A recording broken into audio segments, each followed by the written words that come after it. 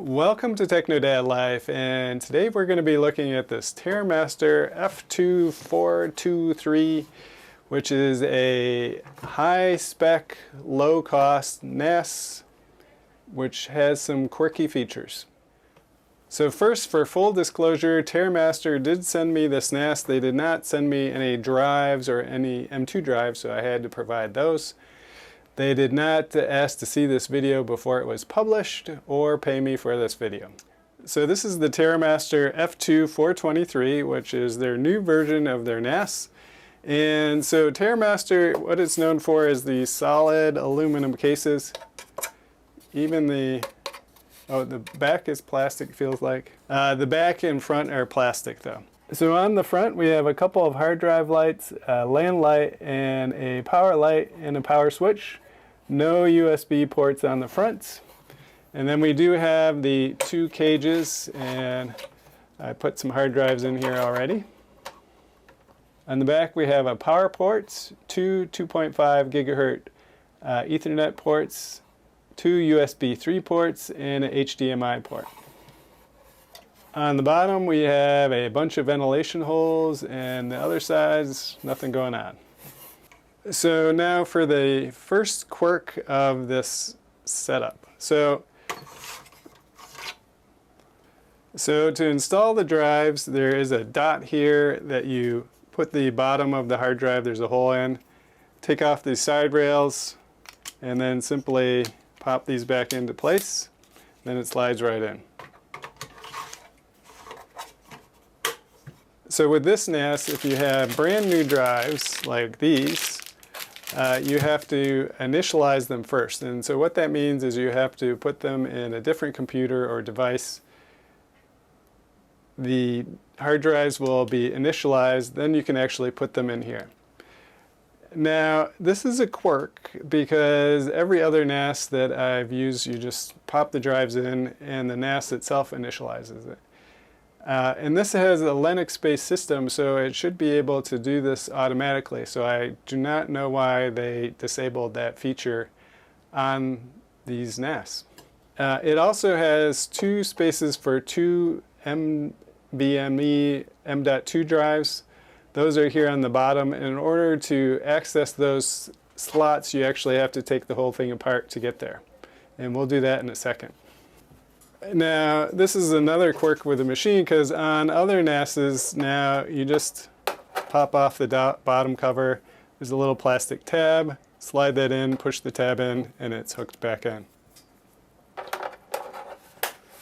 Now, what I found worked for me, which may be just me because sometimes things don't work for me, is that I actually had to start this with just the hard drives in before sticking in the NVMe M.2 drives for it to work. So how you would put in those drives is you turn it up on the side. There's basically 4 screw holes. We're going to take those out.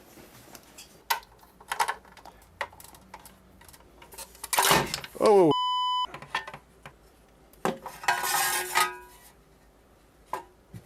And I probably should have taken out the drives first, so let's do that.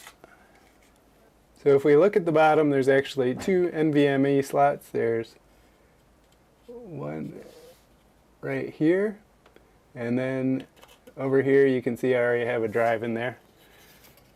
There's also, if you want to add memory, there's an extra memory slot there.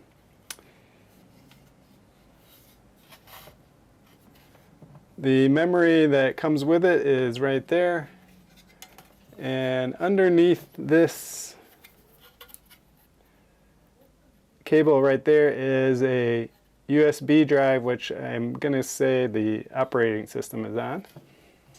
These NVMe drives just attach with a screw here, but you actually have to take the whole thing apart to get to it.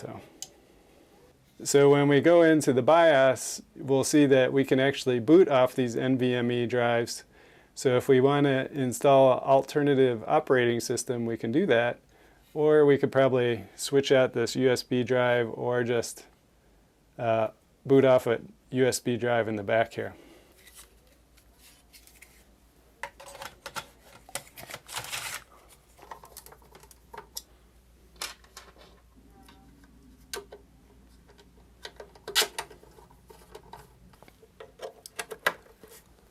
Okay, so before we turn this puppy on, let's take a look at the competition. So this Terramaster F2 423 retails for $379. There is a QNAP TS253D-4G, which is $399, and that has an equivalent processor, graphics, and it has the 2.2.5 gigahertz ports, but it does not have the M.2 slot, but it does have a PCIe Gen 2 slot where you can add either 10 gigabit Ethernet or M.2 in that slot. So the other competitor is the Locker Store 2AS662T, which basically has the same specs. So again, it has a 2 gigahertz processor, quad core, 4 gigabytes of RAM, two 2.5 gigabit Ethernet ports, and then it has two M.2 NVMe slots. And you can see this one is $404, the QNAP is $399, and the Terramaster is $379. So it's the best value for the hardware, but what you'll see is when we look at the actual software, it's a little rough around the edges compared to the other ones. So let's take a look at that now. So again, before you actually turn this on, you have to initialize the drives before you put them in, or otherwise you won't be able to get to this page, and it will give you various error messages, but basically all of them mean to initialize the drive. So now I've had this on already, so I've installed a few things, but let's just take a look around here. So over on the right we have our NOS. It gives us general information. In the middle it gives my network address, my public network address for this, so we have that covered up. CPU, memory, resources, storage, basically nothing going on so far. It has the help and the getting started. We don't need those. Now I've already installed some software, so this second and third rows are things that I installed. This first row is generally what you'll see when you turn this on. So this upper left-hand corner gets rid of that thing on the right and makes it reappear. Now here's just another quirk. So if we go back over to the right, we have this menu. If we click on the things above, they actually go underneath this menu instead of on top. And you can see that for that, no alerts. But when we do click this one, it does go over the top of the one that pops up from the bottom. So again, just a little quirky, not really a big deal. For the applications, so unlike other NOS systems, there usually is a menu that you can pop down with your application, so you don't have any or too many icons on your desktop. Not part of this system. If we go to control panel, we can look at users. Basically, if we look at that, it's very simple, this system, not a whole lot of options. We can make groups, shared folders, so on. What I want to look at though is volumes. So now the NAS does not come with any directions, or actually it does. It comes with this, and it just shows you how to stick the hard drives in the hard drive cases. That's the only directions it comes with. So it took me a little while to figure this out. So again, for me, what I had to do is install the hard drives, get the system up and running, turn it off, install the M.2 drives, and then go back. And so you have two options with the M.2 drives. So you can use them as storage, but what we want to do is use them as cache drives. And so basically it will put whatever information onto those drives. Those drives are really fast, and we want to then get that memory off of there. So how you do this is not as intuitive as I thought. So if we go to hard drives, hard drive again, we can see there's our NVMe drive. It says not supported, and we can do a bad block scan. Now when I had two drives on here, what I thought was going to happen So on all my other NASs that I have, with 2 drives, it's either a pool where the 2 drives are used together, or one is a sort of in and one is out. So they're doing it that way. Now on this one, that's not how this works. Now we don't want to add a storage pool, but if we did, we would create it here. What we want to do is go to volumes and then click on our volume. Since this is only 2 drives, it's in RAID 1.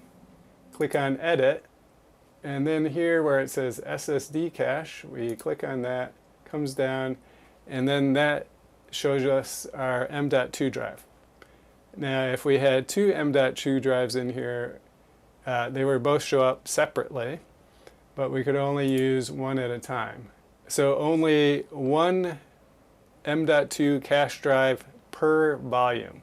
So unless you have 2 volumes, you can only use one M.2 drive. So don't buy two drives, just buy one. Then click confirm, and then that will take a few minutes to connect that drive to this volume. And then what it will do is restart. So while it's doing that, I'm going to have a cup of coffee. Okay, so we're back, so we're going to log in. So next, let's take a look at the software. We go to applications. We have a wide range of things on here. Cloud backup, antivirus, multimedia, Docker, and so on and so forth. And so I put a few of these over here, like some of the common ones that people will get, like Clam Antivirus, Plex, because this is actually a great Plex media server, because it has the Intel chipset in it. It can decode, I think, 4 4K videos at once. We put Docker and Portainer, transmission. We have a couple of backup things here. We can copy from a USB drive onto the hard drive automatically if you have, say, your pictures or your videos you want to do. Maria database VirtualBox, so it's a quad-core processor. It comes with 4 gigabytes of memory standard. iTunes server, media server, and even a PDF. So that is the basics, and so now we're going to show some advanced stuff. And so, okay, so to get this in BIOS mode, we have it hooked up to HDMI to the monitor, Ethernet, and then we have the USB, which has Open Media Vault on it. And so to do this, we're going to press this. It's going to show us the BIOS settings, and we have to press escape or delete to go into the BIOS setting to be able to boot from the USB. So let's do that. Hit escape. Okay, so this is actually a pretty nice BIOS. So if we scroll across, what we're really interested in is boot. And so right now the hard drive is the first boot. We're going to hit enter. We're going to put disabled. And then we're going to scroll down to USB priorities, hit enter. And so the Kingston drive is our Open Media Vault drive, so we want to switch that. So we're going to hit the UFI one, change that to the Kingston one, and those will change. And then we're going to hit F4 and enter. And yes. And that takes us directly into the install of Open Media Vault, so success. So I found the Terramaster F2-423 to be actually a good investment, so nice amount of money for the specs, the hardware that it is. It does have some peculiarities like that NVMe M2 drive thing, and also having to initialize the drives beforehand, which doesn't make any sense to me. Overall, the software is sort of simplistic, but it does its work, and it has Docker, so you can do pretty much anything you want. So I would say this is a good buy, but only if you are more experienced, because you will get frustrated if you're not. So that's it for today. Hope you found this helpful. Make sure you like and subscribe. We'll see you next time. Bye-bye.